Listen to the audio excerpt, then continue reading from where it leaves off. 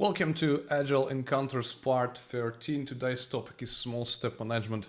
My name is Paweł Feliński. I'll try to cover pretty tough, pretty difficult material without going into a lot of details.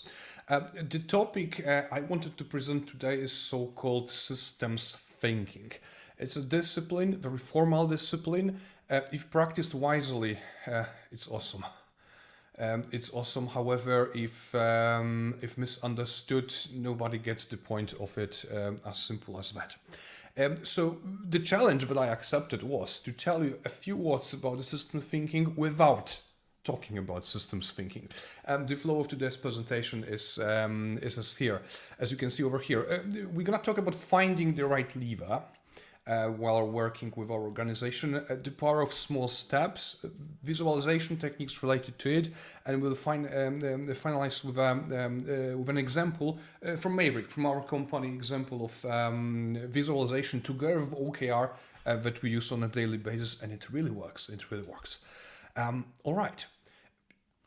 Before we move to the first topic, perhaps it's important to start with the basics. So if you take a look at anybody, for instance, going to gym, that will be my example. Many people over there, they say, okay, I'm here because there's the result of me being here in gym, or the final effect is because there's a cause versus a root cause.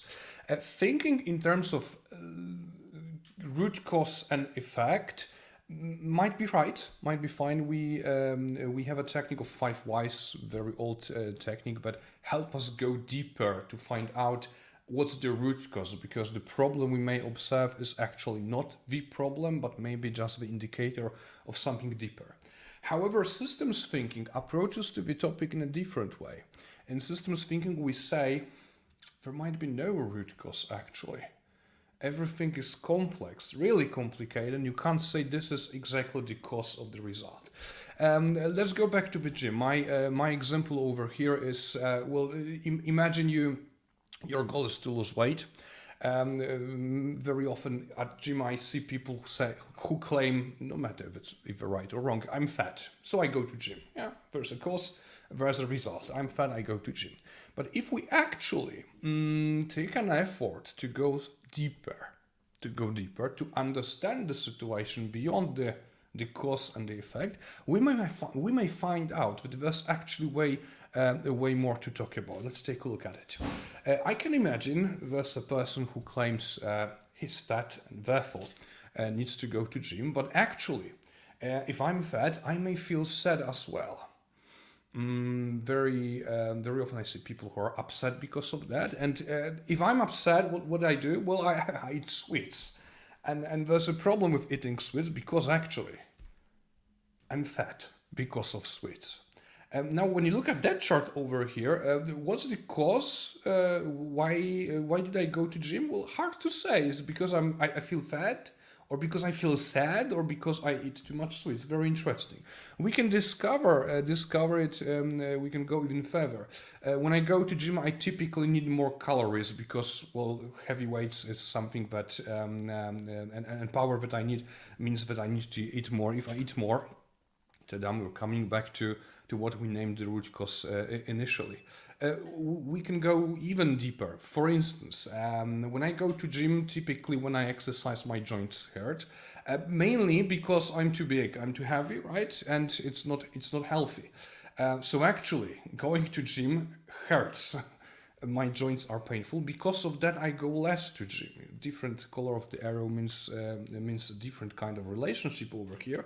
If I go less to gym, I'm again where I was. We can continue, of course, that pretty childish example at the beginning, but systems thinking is the art and the practice actually to discover this kind of relationships in many systems. By systems we mean anything: team, organization, traffic in a city, anything really. But I promised at the beginning not to talk much about systems thinking directly. If you take a look at the example here on the board, you may find out pretty fast that it's not about a root cause, it's about loops. The diagram I'm showing over here, formally it's named Causal loop diagram. It's one of the techniques that we use in systems thinking. Each field over here, each box represents a variable. And different relationships among them. It's very important to understand this chart, so let's take a look at it step by step. We will start from this picture. There's a variable weight of a person, and you can see an arrow pointing to training at gym with a plus sign. Plus means if one variables go up, another goes the same direction. So if I weight more and more and more, I need to go to the gym more and more. Seems legit, right? If I train at the gym more and more, apparently my weight goes down. So you have a minus sign over here. The more I am at the gym, the less I weight. This is the relationship. That's how it works. We can, of course, and we should, of course, expand this chart. So let's take a look at sadness. The more I weight, the level of my sadness is higher. That's why we have a plus here next to the arrow showing the relationship. The higher level of my sadness is, the more sweets are consumed. I see another plus over here, and again, the more sweets are consumed, the weight goes up as well. Looks like a vicious circle, right? The more I weight, the more sad I am.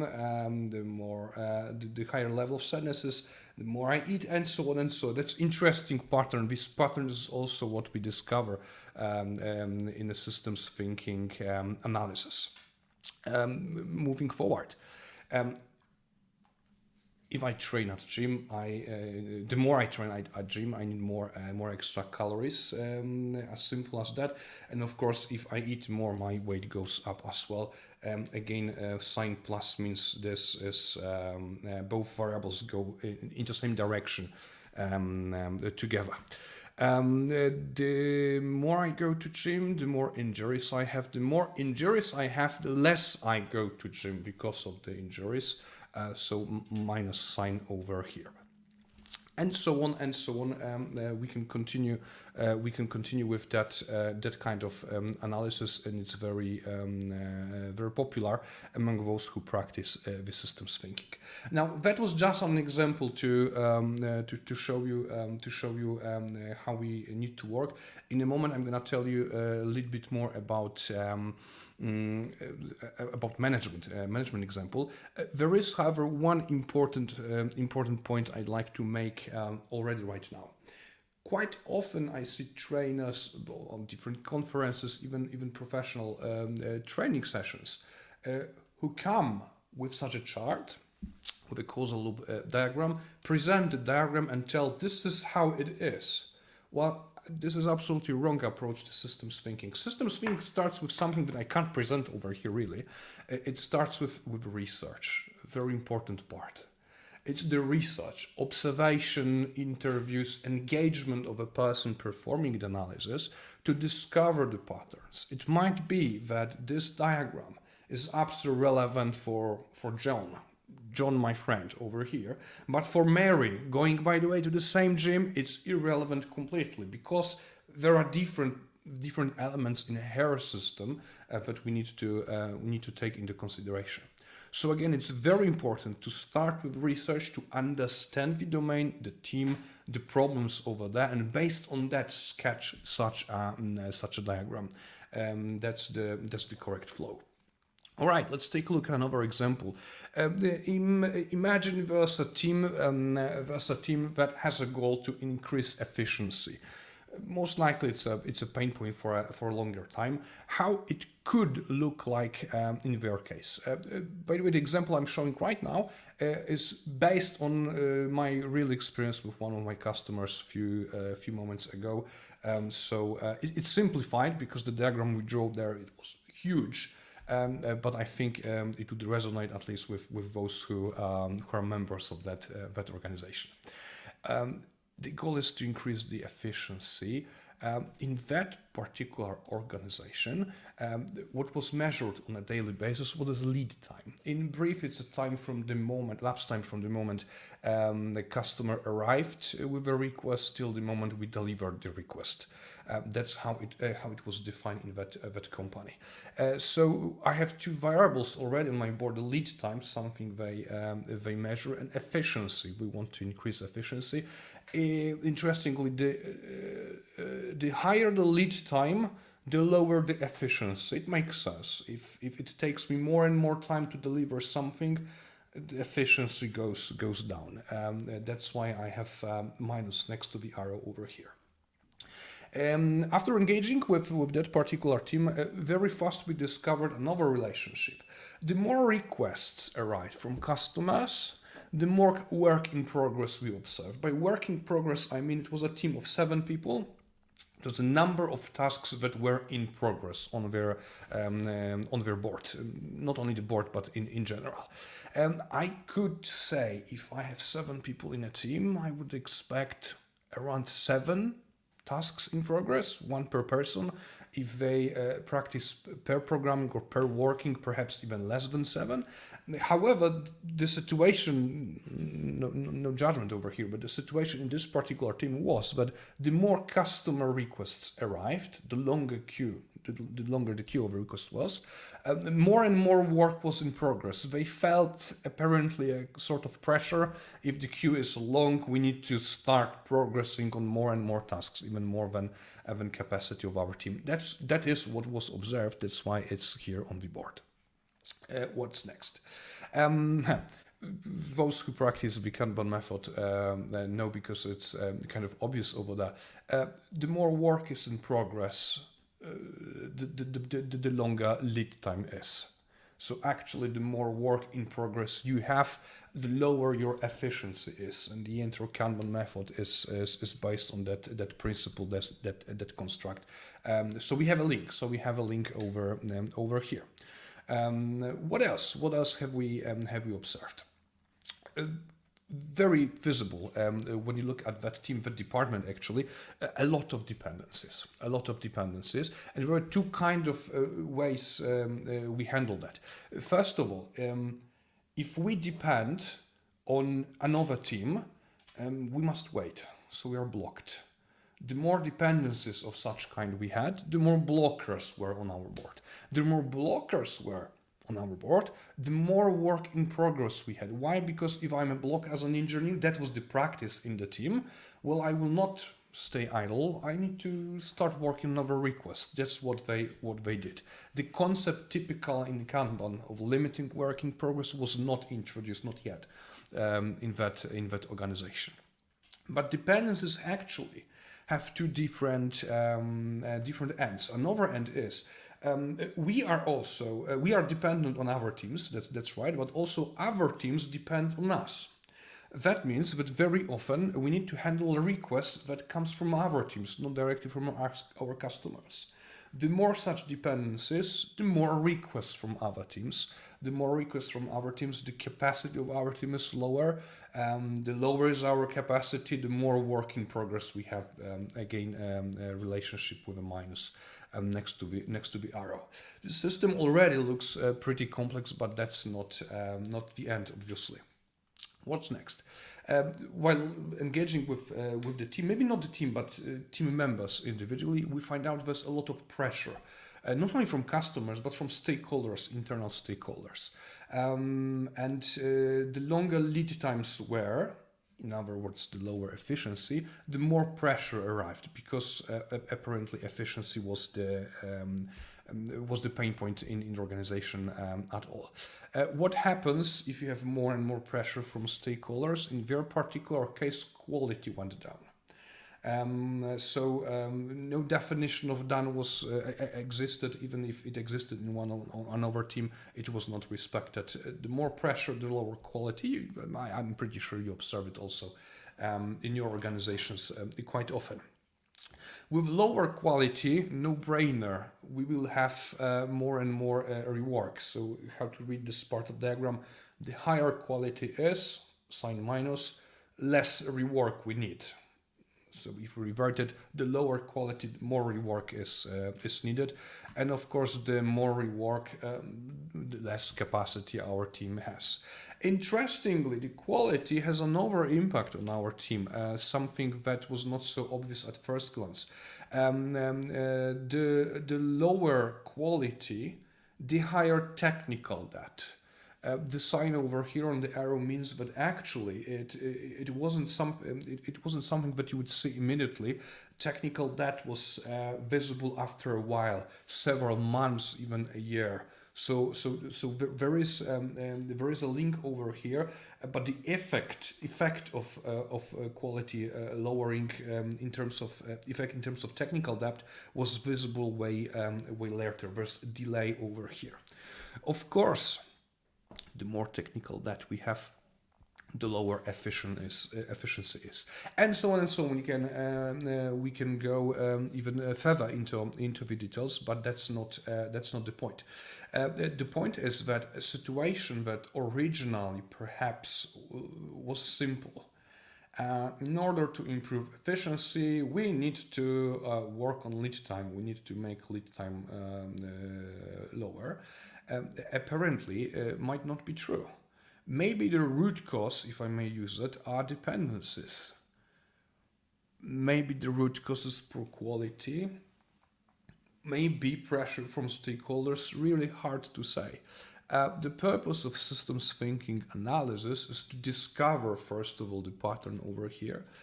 Intentionally, because I promised not to talk much about system thinking itself. I'm not talking about so-called archetypes, so different loops that you could find out. We have balancing loops, reinforcing loops, and artifacts based on that. We can all definitely it's a topic for a standalone training session. However, only looking at the picture, the simplified version, and having a conversation with the management, they discovered that there are other places than those that they thought are the best ones, because the immediate reaction, it was a traditional organization, was, well, if I want my team to increase efficiency, they need to work more, work harder, so more pressure, more work in progress. Apparently, looking at the chart, it's not like that. Maybe there are other better places where, if we put our attention over there, if we react, provide an intervention, then the entire system would unblock faster and easier. What you can't see on the picture is that you can change the color or the weight of the arrows, pointing at those links that are stronger and those that are weaker, and based on that, a team in our case made decisions what to do and how to fix the situation. Long story short, the very first lesson that comes from systems thinking, and it's something that you can use in any kind of management without actually knowing systems thinking, is pretty simple. You need to find the right lever. If you think you see a root cause of a problem, try not thinking about it in a linear way. Try to find out different loops, different links, different variables over here, and think. Systems thinking as a discipline can definitely help you over here. Is that the best place to invest your attention, to invest money? Maybe improving your system elsewhere will give you way better results. That's the first lesson that we can draw from systems thinking. Now, the second part of what I wanted to talk about is related to visualization and OKR. And to build a segue, I need to show you one more card. OKR, again, long story short, if you're not familiar with it, it's a popular goal setting framework. Each goal consists of two parts. One is qualitative objective that we want to achieve. Another part are key results, typically 3, 4, 5, up to 6 key results, which are measures. What we're gonna measure in order to to achieve our objective. An example over here, we have an objective to improve our technical quality and 4 key results. Increase code coverage from 20% to 70%. I believe the team working with that OKR knows exactly what is the time frame for the key result. Another key result, to reduce number of severity 1 issues in production from 18 to no more than 5. Another key result, to reduce manual regression test phase from 1 month to 5 days, because apparently such a phase existed in the team. And finally, a key result, to introduce continuous deployment in at least 10 products in the department. That's what they created. The trick is that we assume over here that if all key results are met, the objective automatically is achieved. That's how it works. What's the link between OKR and systems thinking, especially causal loop diagrams that we've just covered? Very simple, to be honest. The objective we need to agree for is actually, or should ideally actually come from system thinking. If we find out the best lever, the point of intervention, that place of our system that is the most promising to put our attention at, let it be the objective. Let it be the objective. In that case, our results might be way better, as simple as that. I couldn't visualize it here, so that would be all. But I wouldn't like us to finish our OKR discussion over here. It's quite sad that the more companies work with OKR, I observe the lower quality of that of the usage of the framework is there. Quite often I see companies that have OKR like that, maybe 2, maybe 3 OKRs, and that's it. They don't track the progress, or they do track the progress, but it's a matter of a meeting. So every now and then, every quarter, every month, maybe we have a meeting. We take a look at key results. Are we yet there or not? That's absolutely not what should happen. At Meyrick, but we also promoted among our customers. We decided, obviously, as a must-have, to meet way more frequently than once a quarter and have visualization of all key results. It could look like this. So each key result has a chart. The tool that you can work with can be whatever. It could be a board, physical board. It could be mural or Miro board. It could be even a slide deck. It's essential to have one business wall where you visualize both the goal, objective, and key results, and all the metrics, so all the key results. Interestingly, perhaps it's for another discussion. All visualizations or metrics that are there, or measures of key results, are leading indicators. So these are these kinds of indicators that are actionable.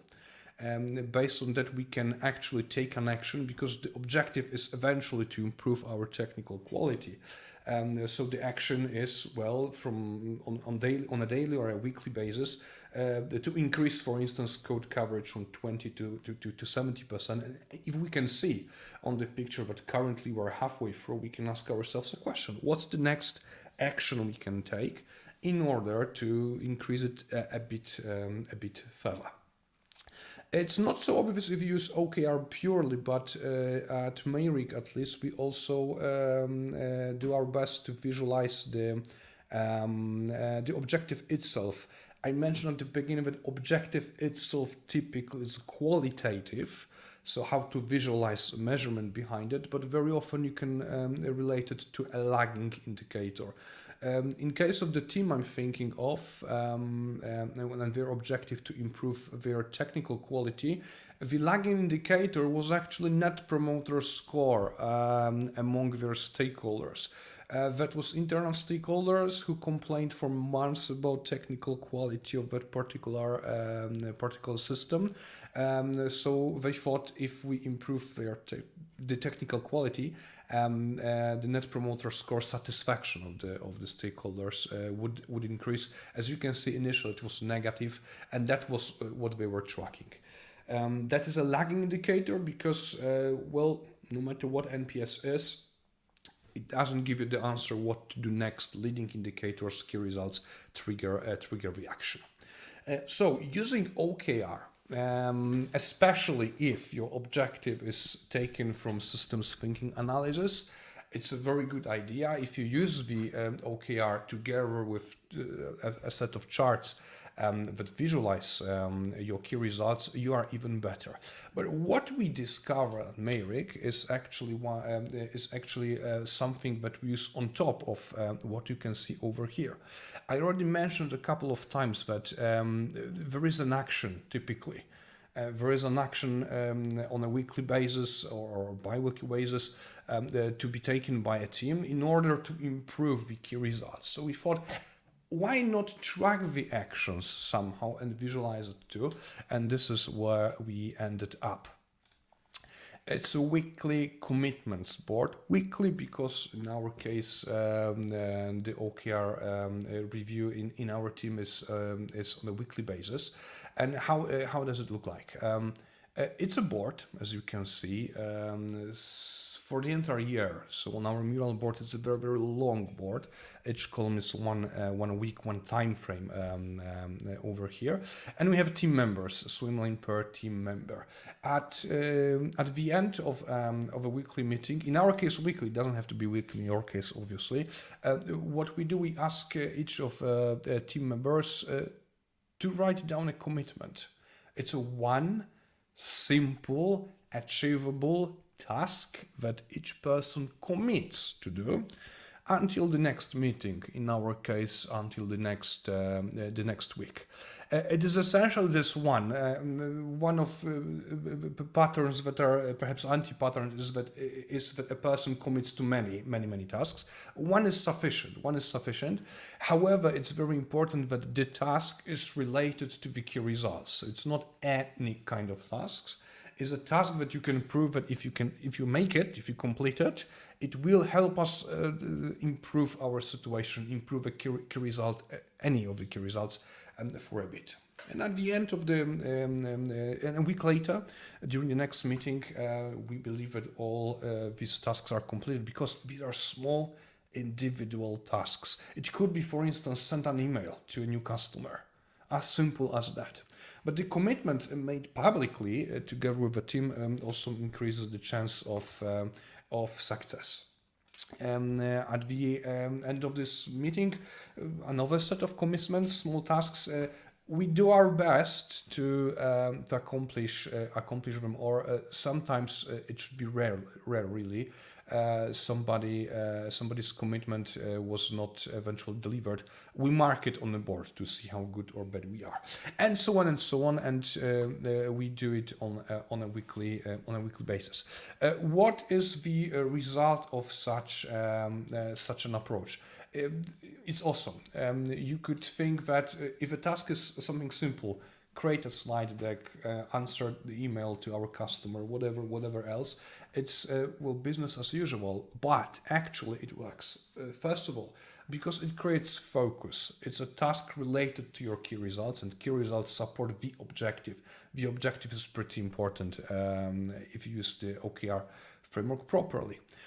Secondly, we track the history, and although there's maybe another task that is red, a commitment that somebody couldn't eventually deliver, the majority of the board is green, and that motivates the team. And we finally, because we track our key results on a weekly basis, each of the key results, we also see the link between the commitments, tasks delivered, and the measures, and it simply works. All right. If we compare it to a situation with my very first example, so going to gym, if you take small steps, so you go to gym for half an hour only, not to do too many exercises, but you're doing it frequently, consistently, you will you will be way better, in a way better position if you compare it to a person who goes to gym once a year. Nearly dies after 7 hours at the gym, but it's only once a year. It doesn't make sense really. Small steps, but consistent is what pays off. And what we can learn from trainers at the gym, from coaches at the gym, is actually that the consistency, the habit, pays off also in management.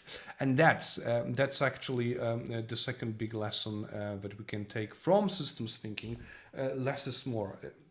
If you are consistent, if you really pay attention to it. All right. So to sum up, without talking much about systems thinking, I tried to name 2 main takeaways that any systems thinking practitioner would gain from the discipline. First of all, the first idea is to find the right lever. We call it intervention point. If you have a problem, don't run to solve it. Think first where better you could, how better you can address it, and where is a better place to focus. And finally, if you have the point, instead of a big bang approach, think of taking a series of small steps consistently. And visualization, commitments on a very short, in a very short time frame, weekly commitments, for instance, really pay off. That's all for today. I hope you liked it. If you are interested more in the topic of systems thinking, please let us know. We have a few training sessions. We rarely go public with them, but because the discipline is pretty peculiar, as I mentioned at the beginning, but we will be happy to share our know-how. And finally, I'd like to invite you also to the next, the 14th already, Agile Encounter. This time we will have a guest. And we're going to talk about Agile and marketing. Pretty interesting topic. Stay tuned. Follow us on YouTube or on our LinkedIn profile, and see you next time. Thank you.